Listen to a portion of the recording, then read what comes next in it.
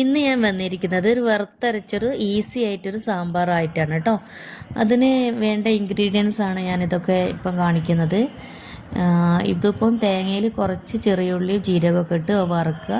പിന്നെ കുറച്ച് പച്ചക്കറി അതിൽ കാണിച്ച പച്ചക്കറിയൊക്കെ ഇട്ടിട്ട് ജസ്റ്റ് ഒന്ന് കുക്കറിൽ ഒരു 2 വിസിലിടുക. പിന്നീട് ഈ തക്കാളിയും വെണ്ടയ്ക്കയും ഒന്ന് ജസ്റ്റ് ഒന്ന് വാട്ടിയെടുക്കുക. പിന്നെ ഈ കഷ്ണങ്ങൾ വെന്ത് കഴിഞ്ഞാൽ അതിലേക്ക് ആ തക്കാളിയും വെണ്ടയ്ക്കയും ഒക്കെ ഇടുക. മുരിങ്ങക്ക ഉണ്ടായിരുന്നു അതിടുക, പുളി ഒഴിക്കുക. അതിനുശേഷം ലേശം ഈസ്റ്റേൻ്റെ സാമ്പാർ പൊടിയാണ് ഞാൻ ഉപയോഗിക്കുന്നത്. വേറെ മസാലകളൊന്നും ഞാൻ ഉപയോഗിക്കുന്നില്ല കേട്ടോ.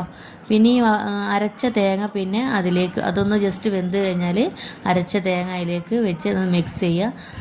പിന്നീട് കടുകും കരിവേപ്പിലിട്ട് വറുക്കുക. ഞാനിതിപ്പോൾ ഇഡ്ഡലീൻ്റെ കൂടാണ് കേട്ടോ ഇന്നിപ്പോൾ ഞാനത് സെർവ് ചെയ്യുന്നത്. നല്ല ഈസി ആയിട്ട് ഉണ്ടാക്കാൻ പറ്റുന്നൊരു സാമ്പാറാണ്. വേറെ